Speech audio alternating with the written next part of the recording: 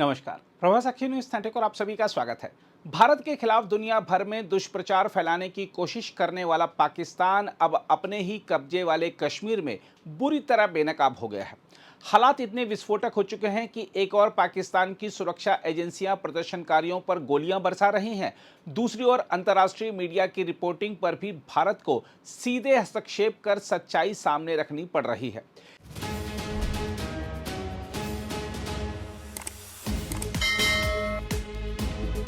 इसी बीच अमेरिकी अखबार द न्यूयॉर्क टाइम्स की एक भ्रामक हेडलाइन पर भारतीय दूतावास ने तीखा प्रहार करते हुए स्पष्ट कर दिया कि पाकिस्तानी कश्मीर जैसी कोई इकाई अस्तित्व में नहीं है। भारत ने दो टूक कहा कि जम्मू कश्मीर और लद्दाख के संपूर्ण क्षेत्र भारत के अभिन्न और अविभाज्य अंग हैं तथा पाकिस्तान ने इन क्षेत्रों के एक हिस्से पर अवैध कब्जा कर रखा है, जहां अब वह अपने ही कब्जे वाले लोगों पर हिंसा कर रहा है। भारतीय दूतावास की यह प्रतिक्रिया केवल एक मीडिया हेडलाइन का जवाब नहीं थी, बल्कि पाकिस्तान के उस झूठे नैरेटिव पर सीधा हमला था जिसे वह वर्षों से अंतर्राष्ट्रीय मंचों पर स्थापित करने की कोशिश करता रहा है। दरअसल न्यूयॉर्क टाइम्स ने पाकिस्तान अधिकृत कश्मीर में जारी हिंसा पर रिपोर्ट प्रकाशित करते हुए अपनी हेडलाइन में पाकिस्तानी कश्मीर शब्द का इस्तेमाल किया था। भारत ने इसे तथ्यों के विपरीत बताते हुए स्पष्ट किया कि यह क्षेत्र पाकिस्तान का नहीं बल्कि पाकिस्तान के अवैध कब्जे वाला भारतीय भूभाग है। भारतीय विदेश मंत्रालय पहले भी साफ कर चुका है कि वहां जारी जन आंदोलन पाकिस्तान की आर्थिक लूट, लोकतांत्रिक अधिकारों के दमन और प्रशासनिक अत्याचार का प्रत्यक्ष परिणाम है। पाकिस्तान जिस चुनावी प्रक्रिया को लोकतंत्र का उत्सव बताने की कोशिश कर रहा है, भारत उसे अवैध कब्जे को वैध ठहराने और मानवाधिकार उल्लंघनों को छिपाने की कवायद मानता है। इस बीच पाकिस्तान के रक्षा मंत्री ख्वाजा आसिफ ने ऐसा बयान दिया है जिसने पूरे घटनाक्रम को और भी गंभीर बना दिया है। उन्होंने पाकिस्तान अधिकृत कश्मीर में प्रदर्शन कर रहे लोगों को भारत की श्रेणी में रखते हुए दुश्मन घोषित कर दिया। ख्वाजा आसिफ ने साफ कहा कि प्रदर्शनकारियों से कोई बातचीत नहीं होगी क्योंकि वे भारत की तरह पाकिस्तान के दुश्मन हैं।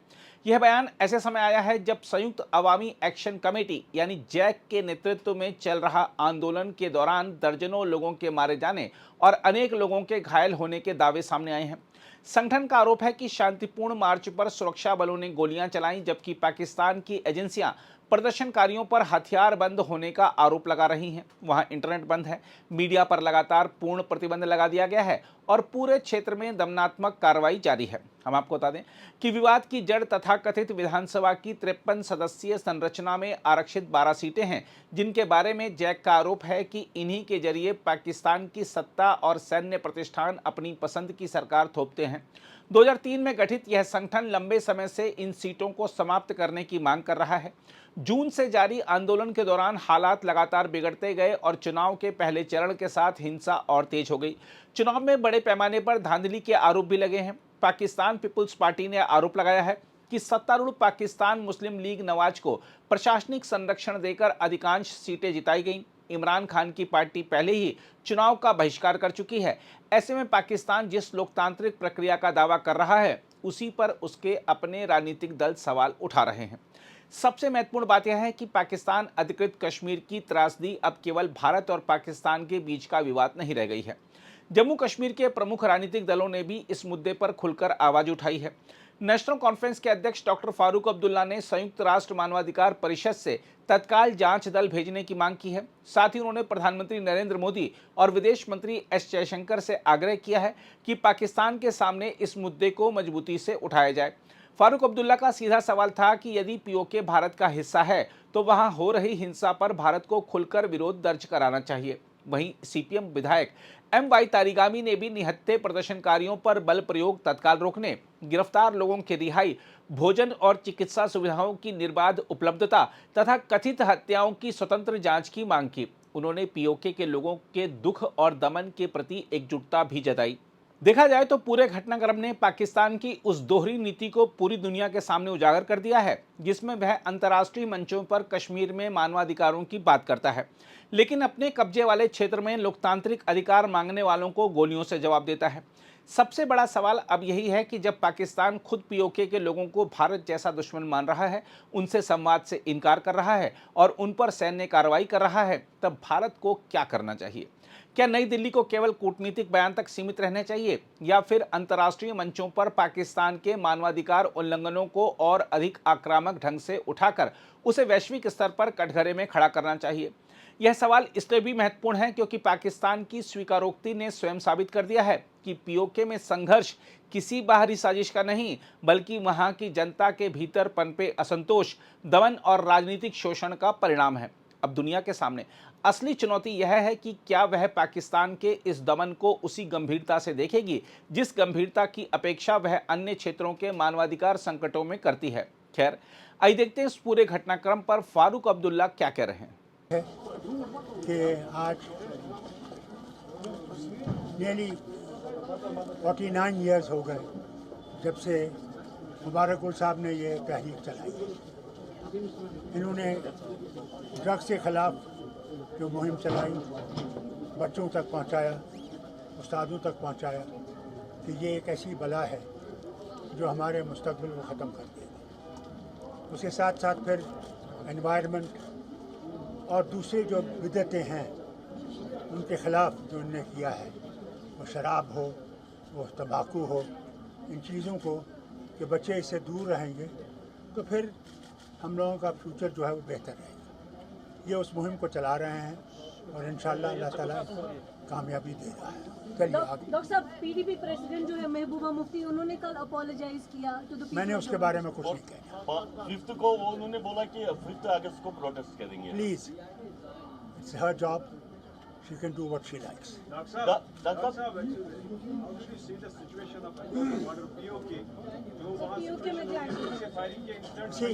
जो आप ये बोल रहे हैं, मैंने कई बार इसके बारे में कहा है। मैंने गुजारिश की है कि यूनाइटेड नेशंस के ह्यूमन राइट्स है, कमीशन है, उनको जाना चाहिए और वहाँ देखना चाहिए उनकी मुश्किलात क्या है और उन मुश्किलात को दूर करने की कोशिश करनी चाहिए। मैंने मुल्क के वज़ीर आज़म और फॉरेन मिनिस्टर से भी गुजारिश की है कि साहब वो इतना बोलते रहते हैं, कहते रहते हैं कि वो हमारा हिस्सा है। अगर आपका हिस्सा तो फिर बात क्यों नहीं करते हैं उसके बारे में? क्यों नहीं बोलते हैं कि वहाँ पे जो हो रहा है उसको रोकिए? मैंने कहीं नहीं सुना, पता नहीं आपने सुना होगा या नहीं। मैंने नहीं सुना कि उन्होंने कोई बयान दिया इसके बारे में। दे से दैट, बट सवाल इस बात का अगर है तो फिर बात क्यों नहीं करते? कोई बात नहीं कर रहे हैं। जो यूथ है वो ज्यादातर ड्रग्स की तरफ माइल हो रही है, तो उनके लिए आपकी क्या मैसेज रहेगी? किनकी? सर, यूथ जो है वो ज्यादातर ड्रग्स की तरफ माइल हो रही है। देखिए, इसीलिए तो ये प्रोग्राम किया है इन्होंने कि यूथ इससे दूर रहे। मैं तो उनसे कहूँगा कि जो बेचने वाले हैं, जो लाने वाले हैं, उनके ऊपर इससे ज़्यादा कार्रवाई करनी चाहिए। जब तक वो कार्रवाई ज़्यादा नहीं होगी ये लोग करते रहेंगे और इससे गवर्नमेंट को बहुत कड़ी कार्रवाई करनी पड़ेगी।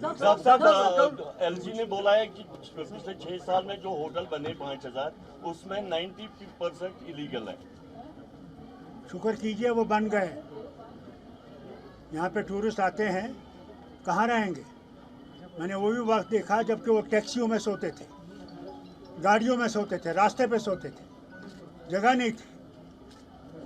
शुक्र कीजिए लोगों ने अपने पाँव पे खड़े हो गए, वो सरकारी नौकरियां नहीं ढूंढते। डॉक्टर साहब, जंतर मंतर में भी प्रोटेस्ट हुआ, उसके बाद जो हालात वहाँ है, क्या वो और लंबी खींचेंगी जो अरेस्ट कंटिन्यू हो रहे हैं वहाँ? अगर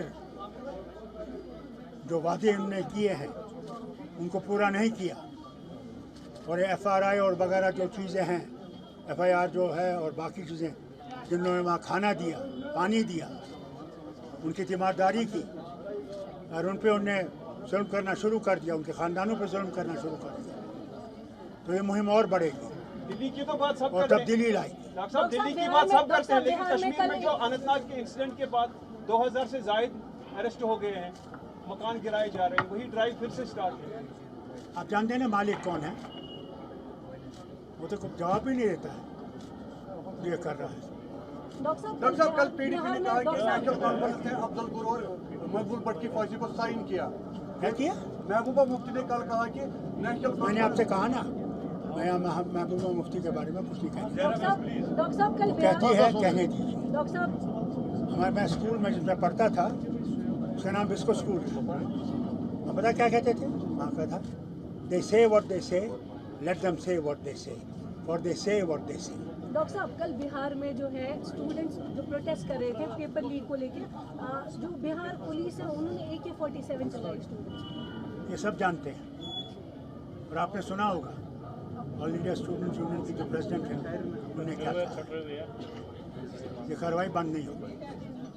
इसके खिलाफ बच्चे खड़े हो गए हैं और इंशाल्लाह वो पूरा इसको आगे लेके जाएंगे। अगर आप भी लेना चाहते हैं देश दुनिया की तमाम जानकारी तो आज ही सब्सक्राइब करें हमारे चैनल को।